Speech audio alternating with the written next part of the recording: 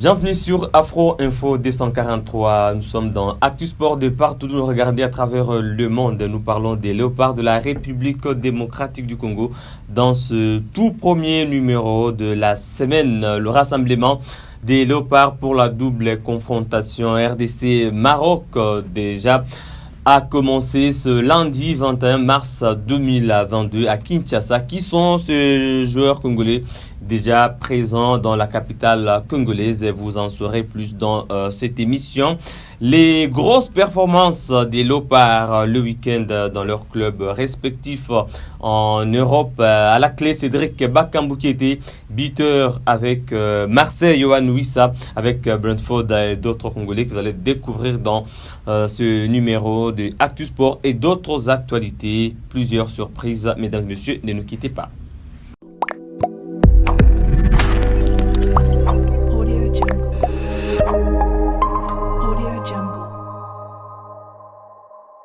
Encore une fois, bienvenue de partout d'où vous nous rejoignez à travers le monde. Je suis avec notre sportif maison, David Bituaiki. Bonjour et bienvenue. Bonjour Jospin et bonjour à tous les téléspectateurs de Afro Info 243. Le rassemblement a débuté ce lundi 21 mars 2022 à Kinshasa. Les Léopards doivent se retrouver pour préparer cette double confrontation devant déjà le 25 face au Maroc à Kinshasa bien sûr, mais seul Peli Pandoua était officiellement annoncé présent à Kinshasa ce lundi. Samuel Bastien Bob est aussi en route. Ils vont être là dans les heures qui suivent, bien sûr. Et d'autres Congolais qui ne se sont pas encore prononcés, mais évidemment qui doivent être là au plus tard demain mardi 22 mars 2022. Il faut dire que Diemer Simbokani était déjà là depuis le vendredi. Et on sent que l'équipe pourra être au complet déjà de... c'est pourquoi je ne vais pas parler de lui parce que lui était déjà, ces journées déjà dans la capitale. Il faut attendre aussi la journée du mercredi parce qu'il y aura certains qui seront en retard. Certains qui vont jouer demain ce soir et certains qui ont joué dimanche soir qui pourront être retardés pour des problèmes de vol. Mais le plus important est qu'Hector Cooper pourra réunir l'essentiel du groupe déjà demain mardi. Donc l'équipe est en pleine préparation de ces rendez-vous très importants. Il faudra être présent dès les débuts pour capitaliser les 4 jours parce que ça se joue vendredi et il faut avoir une préparation intense dans ces 4 jours et espérer titiller le Maroc vendredi. Voilà, loin du collectif, ce match va se jouer sur beaucoup de compartiments. Bien sûr, c'est entre autres le mental et nous avons senti que les Léopards sont bien préparés mentalement. Et Cédric Bakambu, quand il a marqué contre Marseille, par exemple, nous avons suivi les journalistes, lui encouragé, lui souhaiter bonne chance pour les barrages. Donc il était préparé et il s'est donné à fond parce qu'il savait qu'il a un rendez-vous très important. Directement, nous parlons des Léopards qui ont brillé le week-end. Yohan Wissa qui a marqué aussi avec Brentford face à Leicester, même si son équipe a été défait, en tout cas 2 buts à 1. Et donc, si il était à 2 doigts d'aider son équipe, en tout cas à s'en sortir, à tirer un match nul, mais ça n'a pas été le cas. Chancel Mbemba a également joué et remporté le derby donc de la capitale portugaise, Porto Boavista. Il était également présent au Standard de Liège. Merveille Bopé et Samuel Bastien ont joué. Ils sont nombreux ces Congolais qui ont joué ce week-end. C'est pourquoi j'ai dit que c'est pas seulement le collectif, la présence à Kinshasa qui compte. Ces différentes prestations aussi préparent ces Léopards sur le plan mental à être en forme et en confiance. Surtout que pour la plupart, ils ont gagné. Ouais, c'est qu'il faut commencer d'abord par cette prise de confiance de Cédric Bakambu qui ne marquait pas depuis plusieurs matchs et avec ses buts il va entrer en confiance et pourra venir en sélection avec cette même confiance. On a besoin de le voir à ce niveau-là, de marquer 2 buts parce que face au Maroc il faudra vraiment marquer, il faudra s'imposer impérativement pour espérer une place qualificative à la prochaine Coupe du Monde. C'est de bon augure de voir tous ces Congolais à ce niveau-là. Vous l'avez dit, le plus important c'est pas essentiellement de se rassembler. Le plus important, c'est d'acquérir d'abord ces temps de jeu, d'acquérir ces moments importants en club et venir avec cette chaleur en équipe nationale. On espère sincèrement qu'ils pourront venir tous en forme, malgré qu'il y a de petits pépins qui sont des pépins physiques qui sont annoncés sur les cas Moutoussamy, mais on sent que l'essentiel de l'effectif est en train de grappiller de minutes. Masuaku, vous ne l'avez pas souligné, qui a joué également avec la formation de West Ham. C'est contre Tottenham. Malheureusement, ils ont perdu, mais quand même, il a été titulaire dans la rencontre. Ça, c'est une bonne nouvelle pour les Congolais parce qu'il prend sûrement du temps de jeu dans cette équipe de Hammers. Bien de joueurs qui sont en train de jouer, vous l'avez dit, Samuel Bassian qui n'était plus titulaire dans les standards, qui est en train de reprendre sa place de choix. Donc, c'est des bons augures de voir tous ces joueurs évoluer à ce week-end et avoir deux qui ont marqué, deux attaquants de pointe qui sont attendus au tournant. Vous les savez, ça fait très longtemps, environ 2 ans que Wissa n'est pas en équipe nationale. Évidemment. Et il est attendu par il n'a jamais joué un match officiel, il faut le dire. Il est attendu par le sélectionneur Cooper. Vous le savez, lors du stage à Bahreïn, le sélectionneur avait fait allusion à Wissa. Il a été parmi les pistes prioritaires qui doivent nécessairement à renforcer l'équipe nationale pour cette trêve du mois de mars, et là il sera là. C'est un joueur qui joue le haut niveau, qui joue le haut niveau, et cette qui a l'arme des marqué face à Leicester, c'est pas donné à tout le monde, et puis c'est un but exceptionnel. Il a marqué face à Arsenal aussi à l'entrée de la surface de son aventure avec Brentford. Voilà, il a déjà marqué également contre Liverpool en début je parlais de cette frappe à l'entrée de la surface de réparation. C'était trop puissante, une frappe puissante, et on sent qu'il a pris de la confiance, on sent que il a pris de l'aisance dans le système DG de cette formation de Brentford. Et puis, on va parler de Bakambu, lui qui est dans l'ombre, il faut le préciser, de Milik, qui est en train qui est l'homme à tout faire actuellement à Marseille, et Bakambu qui grappille 2 minutes. Vous le savez, il est entré dans les dernières minutes de la partie, et 2 minutes après il a marqué. 2 minutes après il a marqué. Ça veut dire que c'est quelqu'un qui a envie de sortir de ce moment où il a quand même passé sans jouer. Vous le savez, ça faisait plus de 3-4 mois que Bakambu n'a pas joué de match officiel. Il est venu à Marseille, il a eu cette confiance Sampaoli qui a essayé de donner à Bakambu quelques minutes. Maintenant, là, dans cette match, il est à 3 buts. Ça veut dire que c'est un attaquant important dans cette formation. Et on aura ces mêmes joueurs-là, on aura cette même forme-là avec l'équipe nationale, parce qu'il faut que Bakambu marque, il faut que Wissa marque, parce que parmi ces 2 joueurs, on espère que l'un sera titulaire et l'autre sera sur les bancs.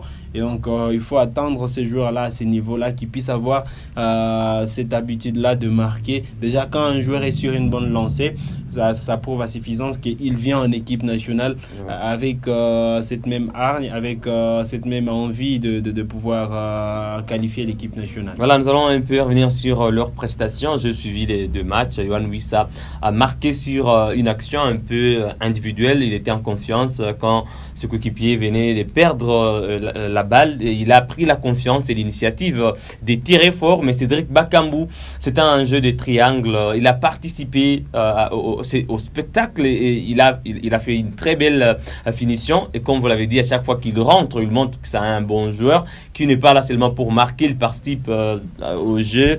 Et il est très rapide. Il aide ses coéquipiers à former un bon collectif de jeu, même en milieu de terrain. Donc il l'a lui-même dit à la fin de la rencontre, ça faisait longtemps qu'il n'avait pas joué et c'est très bien pour lui rentrer dans un match et marquer, et nous espérons que ça va profiter pour la République démocratique du Congo. Parlons quand même de Samuel Bassian, lui qui est en train de reprendre la confiance au Standard. Il n'était plus titularisé depuis un certain moment, mais il est dans les plans d'Hector Cooper. C'est quand même un joueur qui est en train de gagner sa place de titulaire. Vous le savez, Samuel Bassian, actuellement, il est important. Aujourd'hui, comme relayeur, on n'a pas mieux que Bassian, même s'il faut rappeler que Mpoko a Et été des retours, bien sûr. Mpoko est des retours en équipe nationale, lui qui également est en train de prendre de l'espace en Turquie.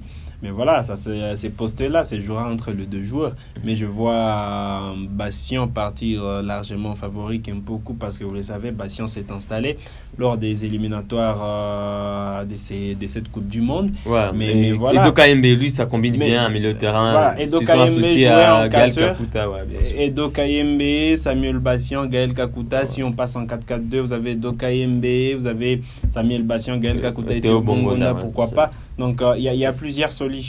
Mais s'il faut parler de ces postes des relayeurs, aujourd'hui, Samuel Bastien, c'est quelqu'un qui part largement favori et qui a aussi montré au public congolais que voilà, on peut compter sur lui à ses postes. C'est pas le cas pour son coéquipier. C'est pas le cas pour Bopé, vous le savez. Bopé qui est revenant aussi. Vous savez, à l'époque de Ibengue, Bopé était titulaire indiscutable en équipe nationale. Polyvalent aussi, parfois utilisé comme défenseur axial. Mais là, c'est différent. C'est différent, vous le savez. Cooper n'a pas beaucoup vu Bopé, même si vous savez, Cooper a été en train de suivre plusieurs internationaux congolais pendant cette période de décembre, janvier et février. On espère qu'il a vu Bopé.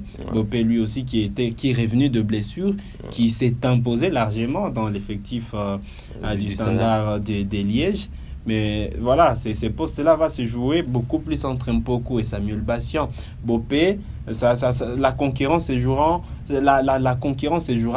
entre Pili Panzou et Edo Kayembe sur le poste des casseurs.